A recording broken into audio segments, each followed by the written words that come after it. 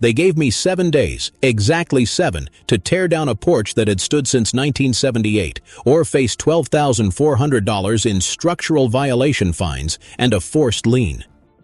On the 8th day, the bulldozer came first. The citation came later, taped crooked to my mailbox, still wet from morning rain. Welcome to my channel. I'm Ben Larson, civil engineer out of Redding, California, and lately, the unwilling protagonist in a homeowner horror story. If you're new here, I try to turn each fight for fairness into a lesson worth keeping. Hit subscribe if you believe rules should protect, not punish, neighbors. And I'd really like to know, where are you watching from tonight? I'd bought the cabin 2 summers ago, a 2-bedroom fixer on Shasta Lake. Cedar planks faded to gold, dock half-rotted but repairable. My wife, Jill, had passed the previous spring, pancreatic cancer, 49 days from diagnosis to goodbye. She used to talk about retiring near water, someplace quiet enough to hear the loons at dusk. When she was gone, I found myself chasing that sound. The HOA, Shasta Pines Estates, looked harmless at first. Community standards preserve property values, the welcome packet said in soft blue serif. I signed the CCRs without blinking, 32 pages of boilerplate. By September, I'd replaced gutters, fixed wiring, paid dues on time. I was the kind of guy they claimed to want. Quiet, compliant, improving the place. The first crack came that October. A letter marked courtesy notice accused me of unauthorized exterior modification, a porch railing I'd rebuilt with reclaimed pine. Natural wood tone inconsistent with approved pallet.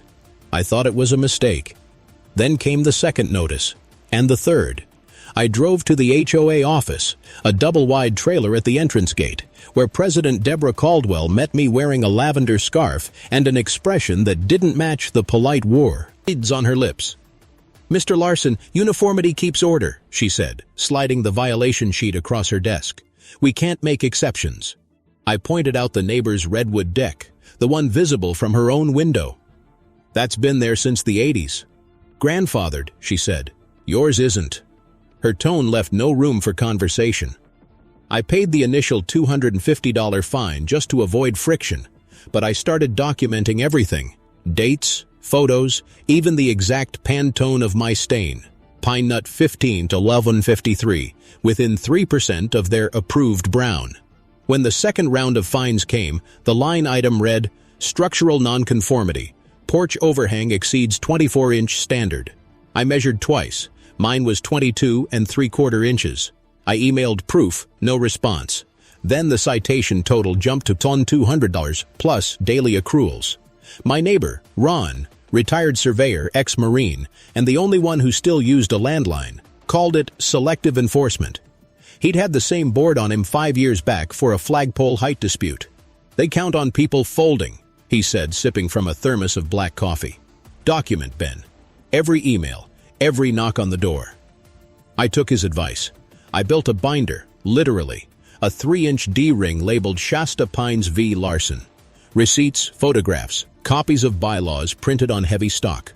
By spring, they'd escalated. 2 non-compliance hearings without proper notice, then a letter threatening lien placement pursuant to Civil Code FAR 5675. That night I sat at my desk, the air thick with pine dust and printer toner, wondering if Jill would have told me to fight or walk away. I decided on both. Fight first, walk if I lost my soul in the process. When the bulldozer arrived, yellow paint gleaming under the morning sun, the operator looked embarrassed. "Orders from the association," he said, holding a folded permit I knew couldn't exist. Behind him stood 3 HOAs, Sheriff's deputies, one shifting awkwardly, hand resting on his belt. "Sir, please step back," the lead deputy said. "They claim an enforcement order." "From who?" I asked. He hesitated. "Private enforcement under community bylaws." "Not court authorized?" He didn't answer. That silence told me everything. I took out my phone and hit record. California's one-party consent rule covered me, and narrated the time, date, and visible lack of judicial order. The sound of splintering pine filled the audio as my porch came down board by board. That was the moment I realized they'd overplayed. I spent the next night combing through county records, cross-referencing parcel numbers. One line, tucked deep in an old plat map from 1981, caught my attention. Lot 47. Easement retained for shoreline access. My cabin was Lot 47. The HOA's jurisdiction boundary stopped 52 feet short of my porch, meaning they had no lawful authority to issue a single citation. Knowledge nugget number 1. Under California Civil Code 4600, any HOA action on property outside its recorded boundaries without easement consent is void and potentially constitutes trespass.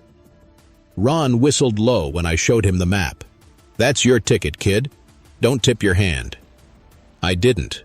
I spent 2 weeks gathering quiet proof, survey stakes, drone footage, time-stamped coordinates. I called a real estate attorney named Carlin Gwen. Sharp mind, sleeves rolled to elbows, known locally for beating HOAs on procedural grounds.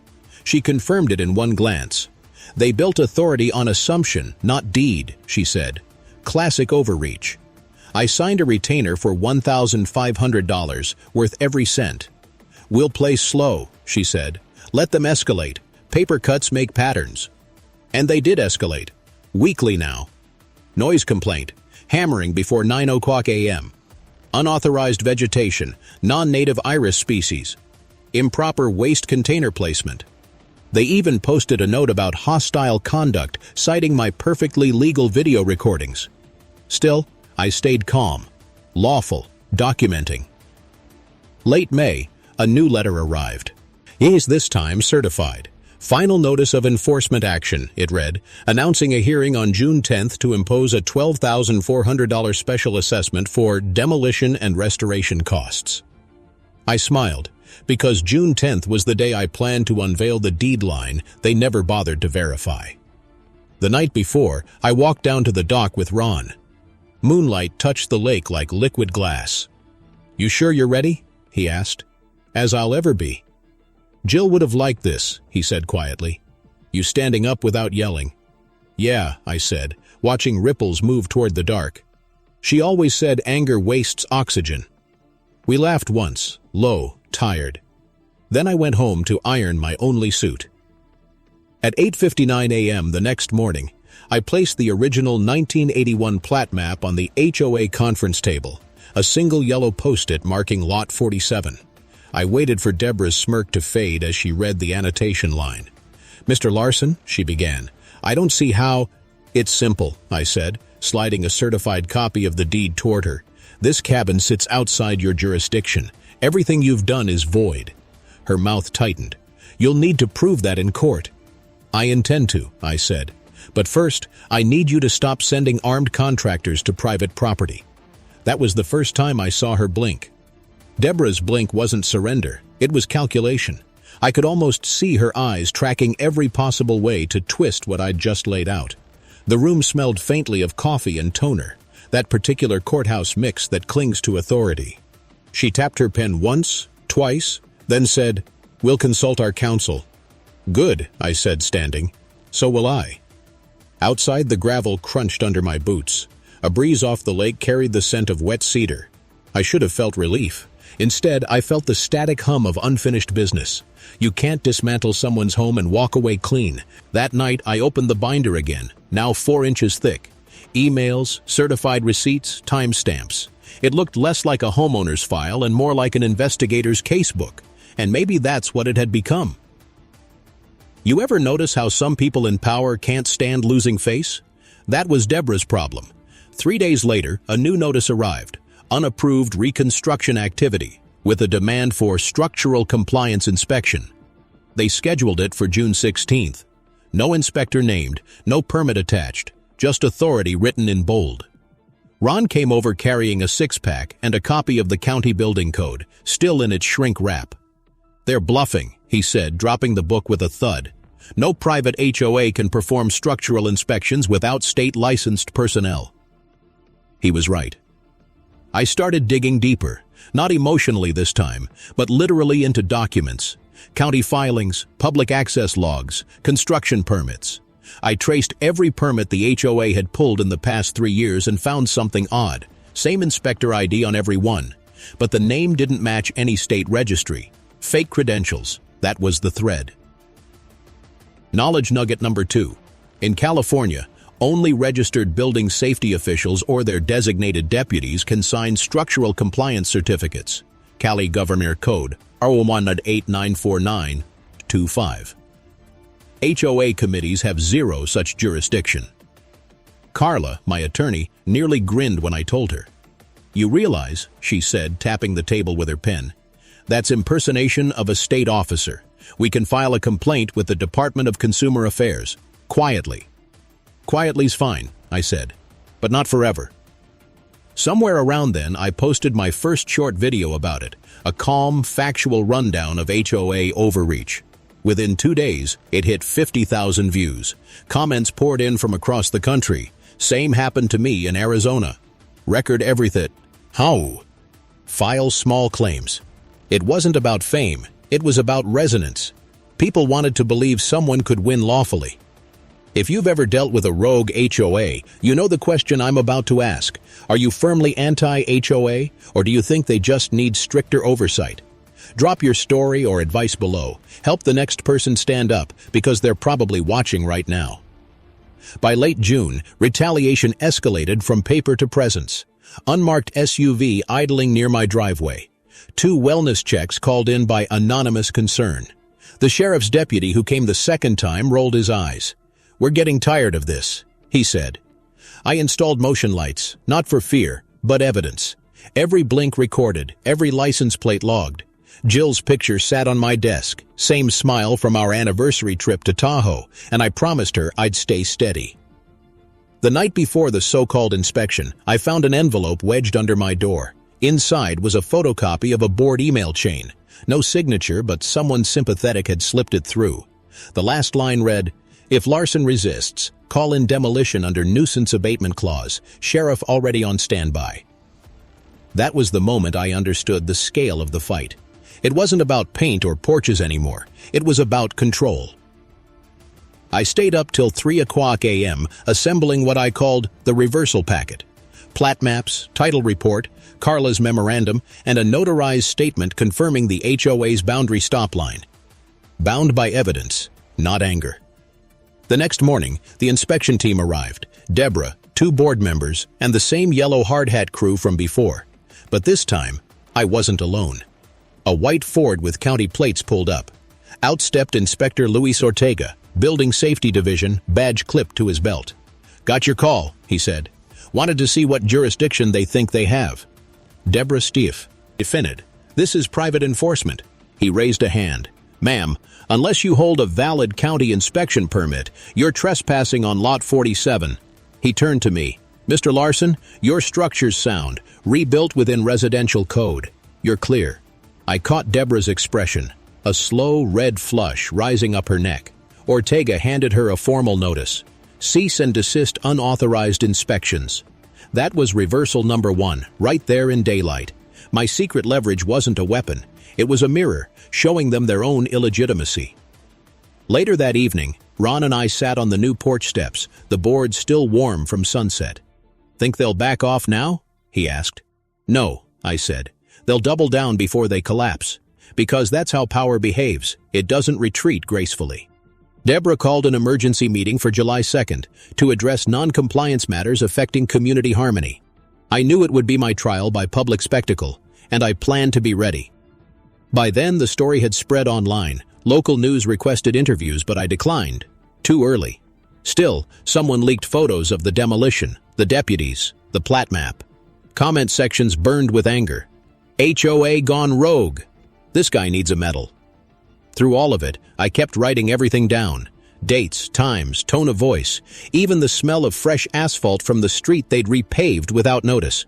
Documentation wasn't paranoia, it was insurance. The day before the meeting, Carla called. "You ready to go public?" "Ready," I said. She hesitated. "Ben, just remember, it's not about vengeance. It's about precedent." "I know," I said, "but sometimes precedent needs a microphone." That's when the plan clicked. The HOA meeting would be open to members, recorded per bylaw 4.3b. Cameras allowed unless ruled disruptive, and I intended to make sure they ruled nothing.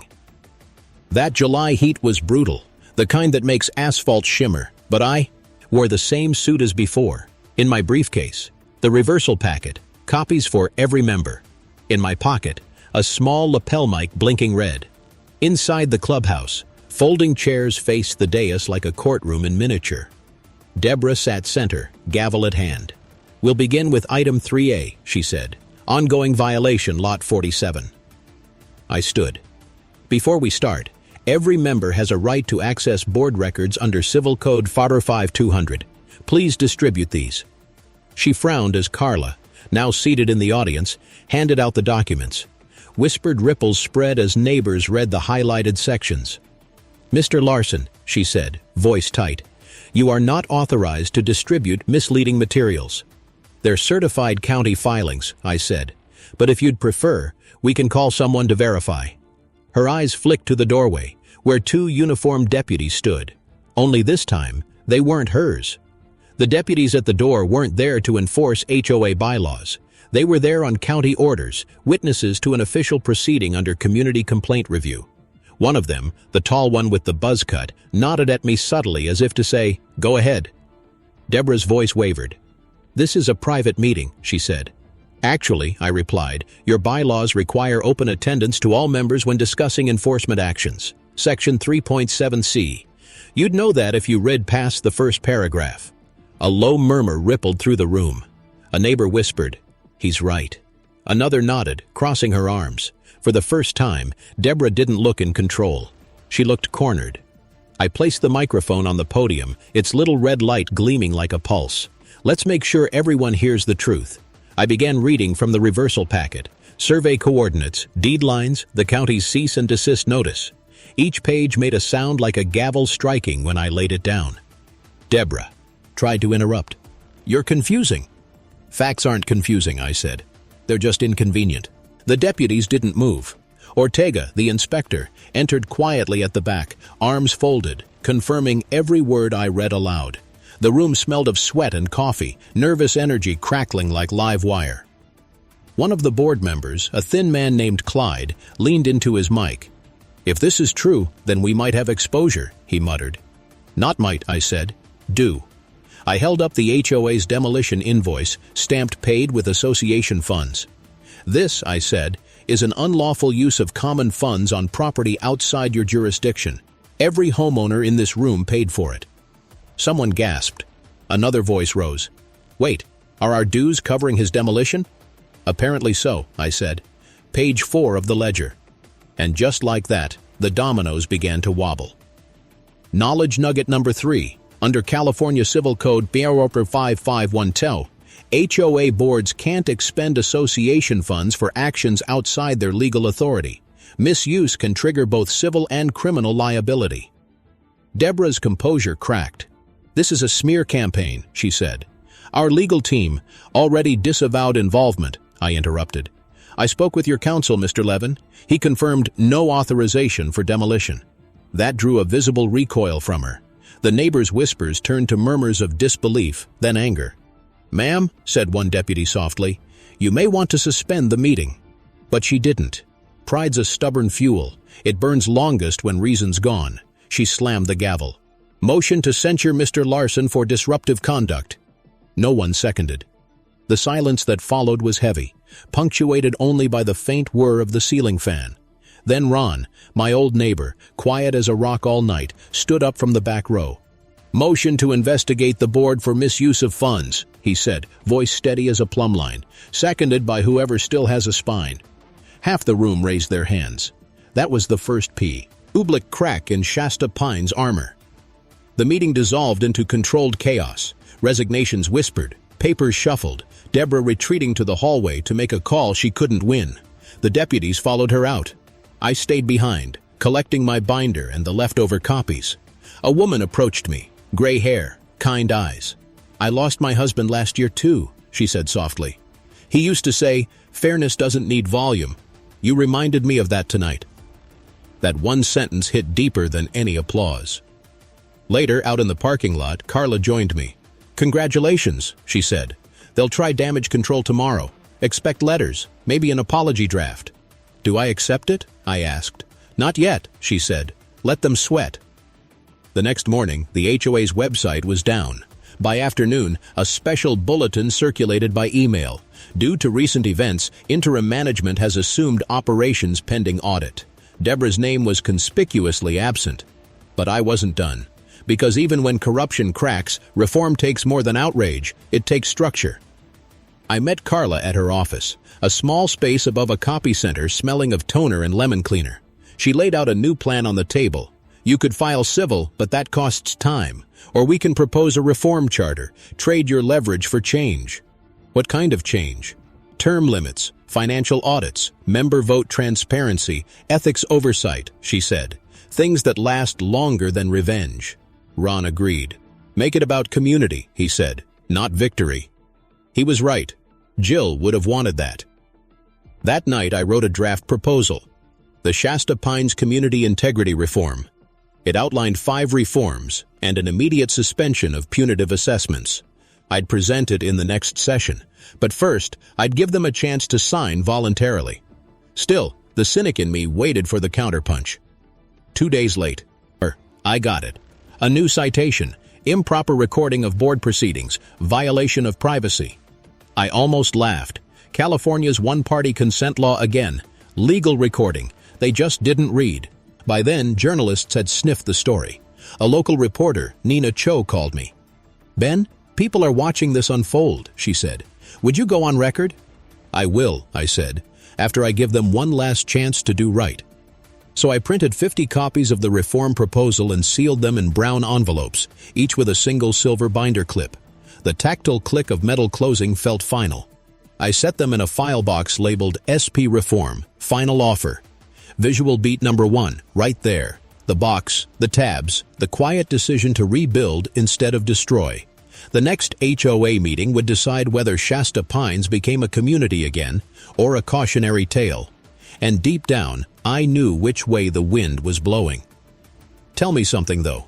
Where do you draw the line between fairness and control? Should an HOA ever have the power to fine you for defending your own property? Or should those rules die the moment they cross the deed line? Drop it below. I'll be reading.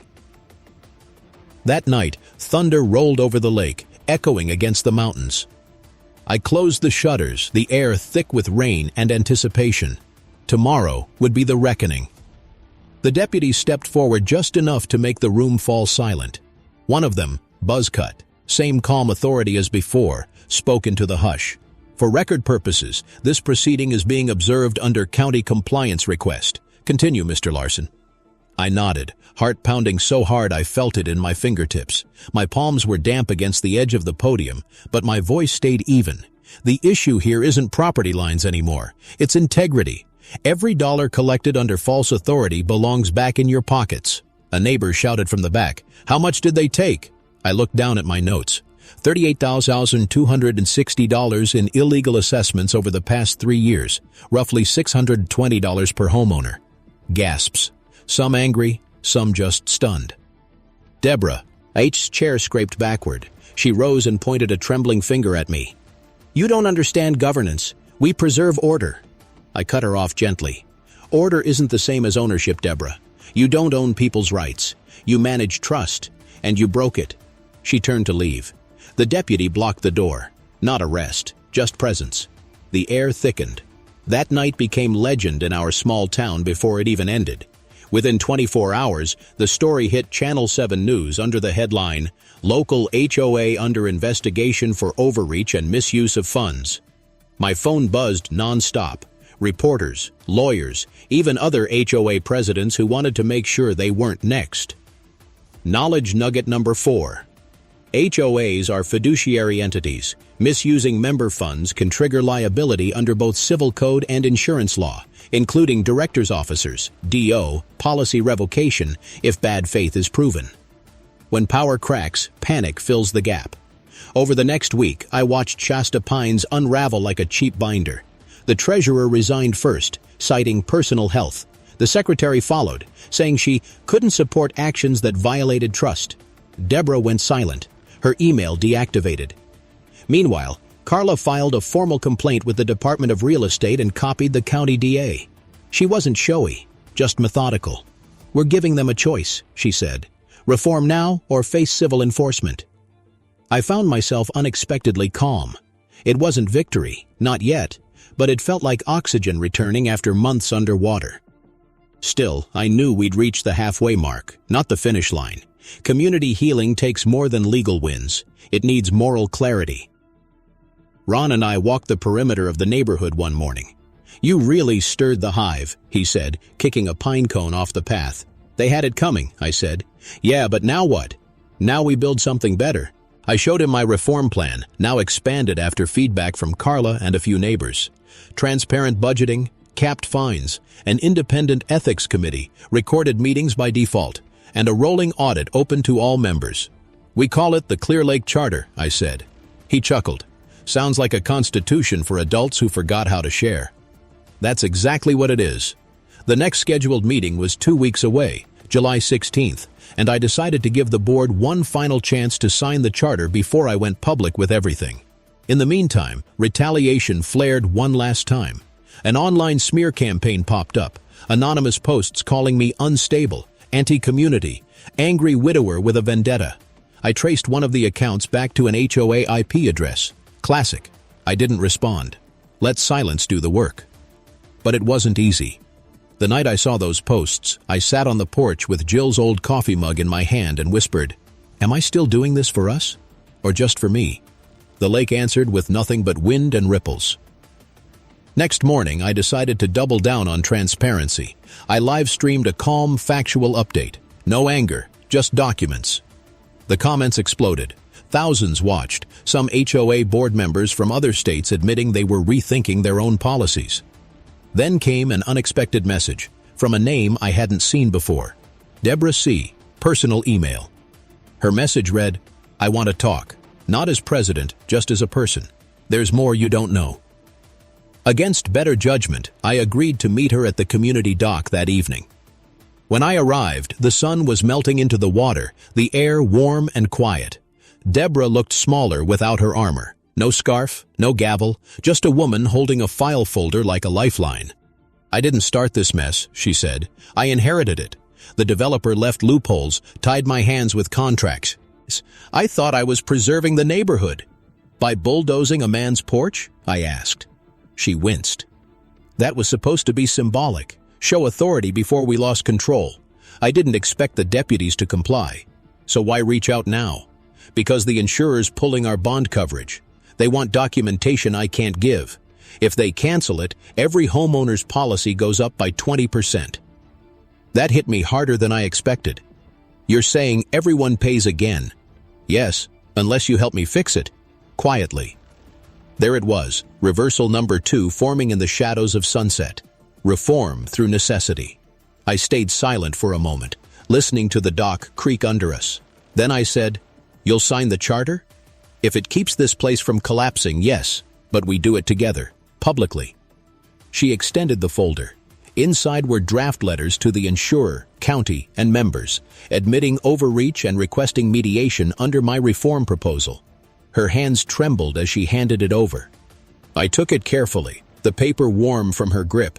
"Tomorrow," I said. "We do it tomorrow." Before I left, she said, "You're not what I thought you were, Ben."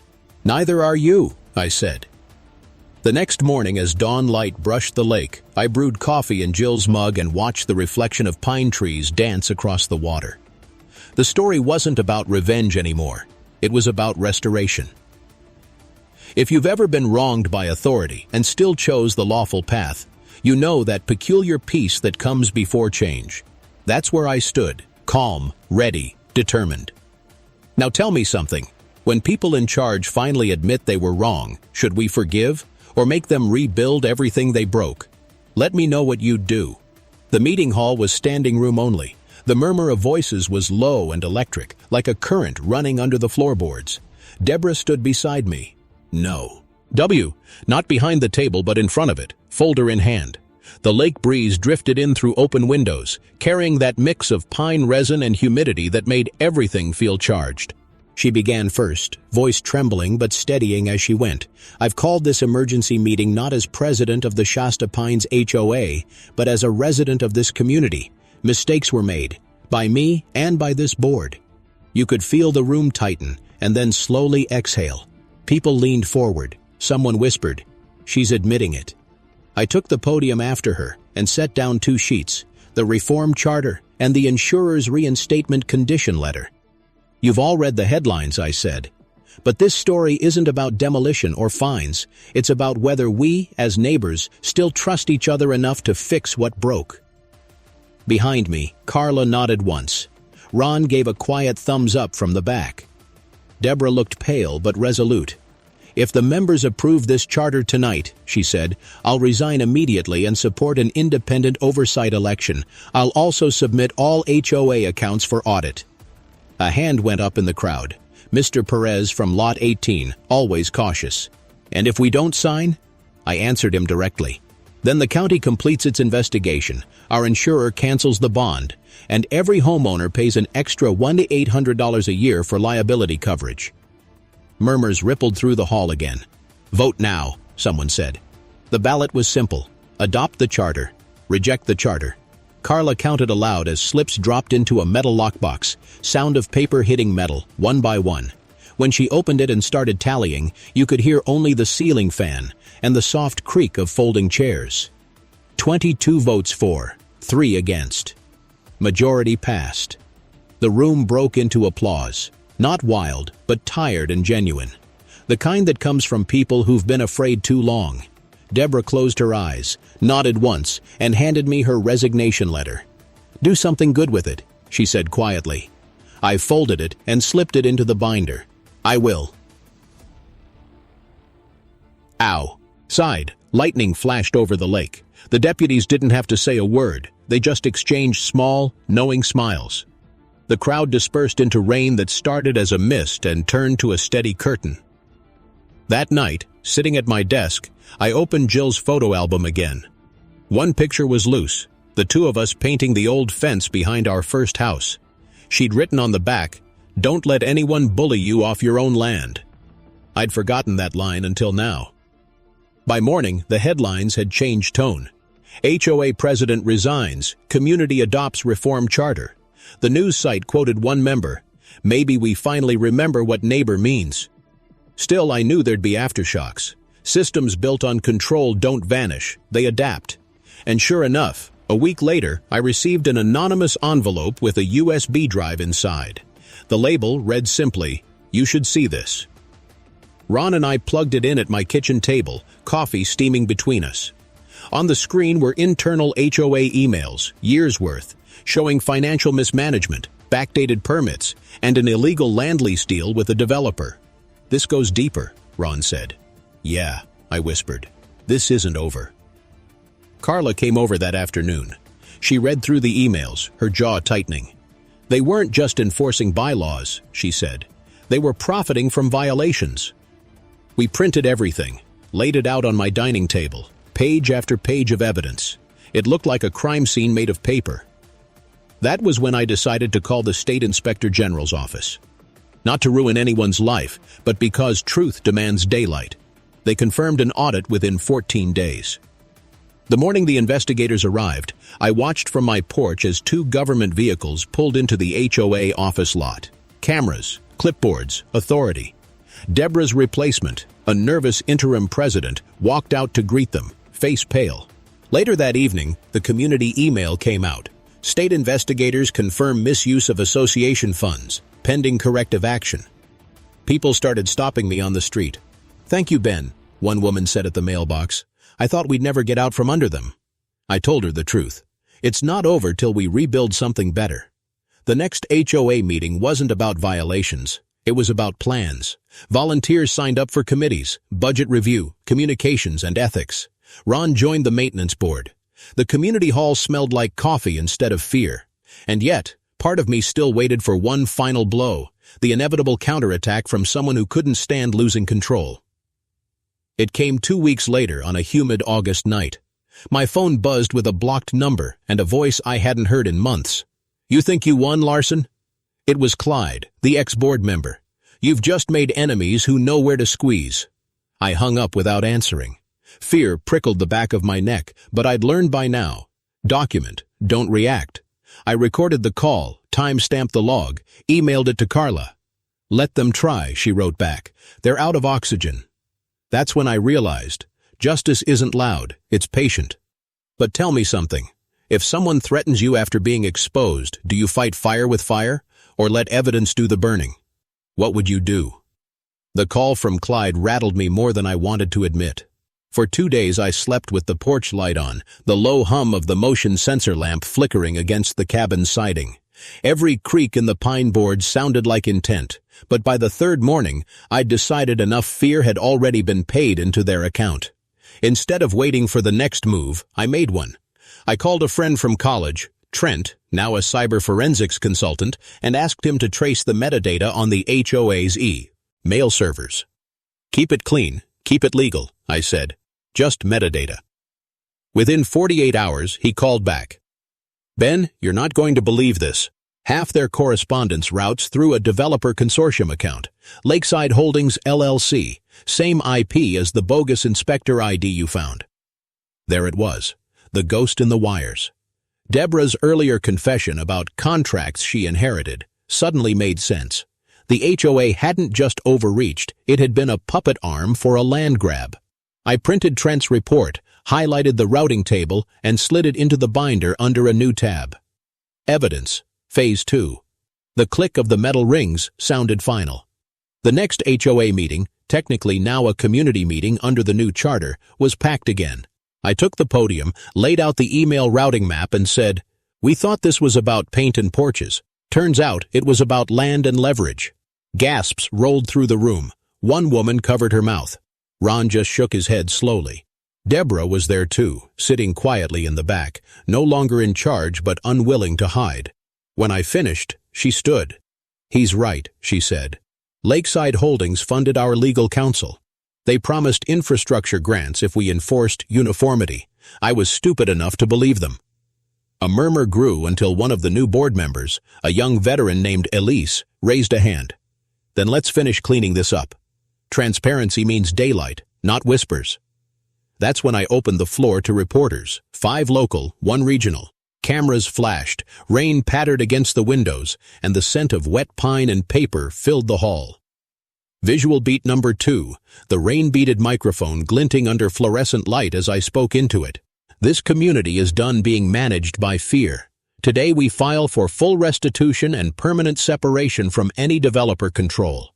The deputies who'd witnessed the first showdown were back again, not for security this time, but as witnesses to the signing of a joint statement. Carla notarized it right there on the folding table. When I walked outside afterward, Ron clapped my shoulder. "You realize you just started a case study?" "Maybe," I said, smiling faintly. "Or maybe we just started being neighbors again." Over the next week, everything moved fast. The district attorney's office confirmed they'd opened an inquiry. Insurance carriers reinstated coverage. The developer's attorneys went silent. Deborah, to her credit, turned over every remaining document she had. And me? I slept for the first time in months without the hum of fear under my ribs. Still, when I walked the property line that weekend, I saw a stack of old violation notices half buried near the fence. I gathered them up, their corners curled, ink running. I burned them in the fire pit one by one. The smell of scorched paper and pine smoke rose into the dusk. There's something cleansing about watching lies turn to ash. By late August, the local paper ran a feature titled, "The Man Who Fought the HOA and Won with Evidence." They interviewed Ron, Carla, even Deborah. The piece ended with a quote I didn't expect. "Justice doesn't shout, it documents." That line stuck. But I knew reform without enforcement fades fast.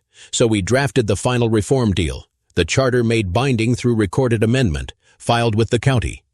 It included 6-year term limits for board members, mandatory third-party audits every 2 years, open voting with published tallies, a fee rollback of 15% for the next fiscal year, a standing ethics committee chaired by residents, not officers. We voted it in unanimously. Even Clyde's vacant seat went unfilled rather than contested. Afterward, I looked around the hall, faces that had once glared now smiling, tentative but real. That was reversal number 2 complete. Leverage traded for reform. Anger turned into structure. Now here's my question for you. When the system finally bends toward fairness, do you rust it again, or keep your guard up forever? What's the smarter move? By early September, the state report hit. 43 pages of findings, line item detail, and one short paragraph that rewired everything. No further criminal intent established. Corrective oversight deemed sufficient under Community Reform Charter. It meant they'd close the case, keep watch for a year, and move on. Accountability without destruction. Exactly what we'd fought for. That evening, the town hall held one last session. Folding chairs again, coffee again, but the tension was gone. Kids ran between rows while adults read the new bylaws pinned to a corkboard. I stepped up to the podium more out of habit than duty. 1 year ago, I said, this porch and this binder started a war none of us asked for. Now the binder's closing, and the porch still stands. Polite laughter, then applause that felt less like victory and more like exhale. Deborah sat in the third row this time, hair tied back, a soft half-smile when I caught her eye. She'd moved into a smaller cabin down the road and had started volunteering for the food pantry. Redemption, one grocery box at a time. Ron passed me his thermos as people filtered out. You know, he said, for a guy who swore he wasn't a politician, you just rebuilt a constitution. Don't curse me, I said, grinning. I still have to sand the porch. Outside, the sky stretched wide and pink over the lake. Reporters packed up their gear. Carla joined me at the steps, sleeves rolled as usual. They're quoting you again tomorrow, she said. You'll be the HOA reform guy. Could be worse, I said. Could be the angry widower with a porch problem. She smiled, then looked serious. What will you do now? Maybe teach people how to defend themselves legally before it ever gets this far. That's not revenge, she said. No, I said. It's insurance. We stood there a while, listening to frogs start up in the reeds. The following week, local radio invited me on for a community segment. I told listeners, fair rules don't fear sunlight. That line stuck. They turned it into a headline. Donations came in for a scholarship we named after Jill. Small, but enough to fund vocational training for kids in town. Visual beat number 3, the first scholarship envelope, cream-colored with her name embossed, landing on the podium like closure made tangible. If you believe I fought the right way, and this is how it should end, say a few words in the comments for your friend. Subscribe so future stories reach you first. And share this so someone else facing the same battle learns there's a lawful path out. That's on us. After the broadcast, I walked the property one more time. The wind was cool, carrying wood smoke and early autumn leaves. I paused at the fire pit where the last violation notice had burned, the ashes long scattered. Sometimes I still expect to hear Jill's laugh when the dockboards creak, but instead I hear the lake, steady, patient, forgiving. The world didn't fix itself overnight, but Shasta Pines changed. They held their first open audit, posted every line online. Kids painted murals on the clubhouse wall. Fairness starts here. The new board invited county officers to every annual meeting. And the fines? Gone. As for me, I keep the binder on a shelf above my desk. The label faded, the edges worn smooth. Proof that one man, one map, and a promise can bend bureaucracy back toward decency. Last week, a letter arrived from another town. Same fight, different names. They asked if I'd help. I smiled, picked up my pen, and wrote back 4 words Jill would have approved of. I'll see you there. The request came from a place called Hidden Crest, about 2 hours south. A man named Theo had seen the broadcast, recognized the same pattern in his own HOA. Mysterious maintenance surcharges. Off-book repairs, closed meetings. He didn't want fame, he wanted air. I loaded my truck with what I jokingly called my justice kit. Binder templates, camera tripod, and a fresh legal pad. The lake disappeared in the rearview mirror, morning light turning the road into a ribbon of gold. Halfway there, I stopped for coffee and realized something. A year ago, I'd have driven the same route boiling with anger, rehearsing arguments. Now I was rehearsing how to listen. Jill would have liked that. When I reached Hidden Crest, Theo met me at a diner off Route 44. Same story, new stage, board fines, noise ordinances, and threats of foreclosure. As he spoke, I noticed his hands shaking, the way mine used to. "You think you can win?" he asked. "I don't think," I said. "I document." We spent the afternoon at his kitchen table going through records. Different names, same machinery of intimidation. And as I showed him how to build a clean evidence chain, Timestamps, certified letters, county maps. I heard my own voice from a year earlier, scared but learning. That's when I realized this wasn't about one fight anymore. It was about a pattern that could be broken, community by community, just by teaching people to hold power accountable without losing civility. When I drove home that night, the lake was silver under the moon, calm as breath. I parked, walked to the dock, and sat with Jill's photo in my hand. "I did what you'd do," I whispered. "Turned pain into purpose." The wind answered with ripples against the hull. In the weeks that followed, more letters came, 8 towns, then 15. People sending photos of their own binders labeled HOA reform file. Some even quoted the line from my radio interview, "Fair rules don't fear sunlight." The state eventually published a brief, Community Self-Governance Case Study, Shasta Pines Model. They called it a precedent for peaceful HOA reform. I called it a reminder that law works best when it belongs to everyone. Now, on quiet mornings, I walk the perimeter of my property. The pine needles crunch underfoot, and sometimes I catch a faint echo of those early bulldozer days. But it fades quickly, replaced by the softer sound of neighbors greeting one another instead of glaring. At the next community picnic, Ron flipped burgers while kids chased each other with water balloons. Deborah showed up carrying a tray of lemon bars. When someone asked if it was awkward, she said, "Not at all. This is what accountability tastes like." Everyone laughed. Carla gave a short speech near the end. "We started with fear," she said, "and ended with a framework. That's civic growth." I raised my glass, sweet tea, not champagne, and added quietly, "To fairness, not fire." If you believe I fought the right way and this is how it should end, say a few words in the comments for your friend. Subscribe so future videos reach you first. And as responsible citizens, share this so others learn and get inspired. Because the law only works if people like us make it visible. After the crowd left, I stayed behind and watched the reflection of the porch lights on the lake. The dock creaked softly beneath me, same rhythm as that first night of loss. Only now, the sound didn't ache, it steadied. The last violation notice I ever received still sits framed on the wall, right above Jill's photo. Underneath, I added a single line in marker. "Justice isn't revenge, it's repair." And as the lake went still, I thought of Theo, of Hidden Crest, of every quiet homeowner who would one day pick up a binder instead of a bat. I smiled, clicked my pen once, and opened a fresh page. "Next case," I wrote.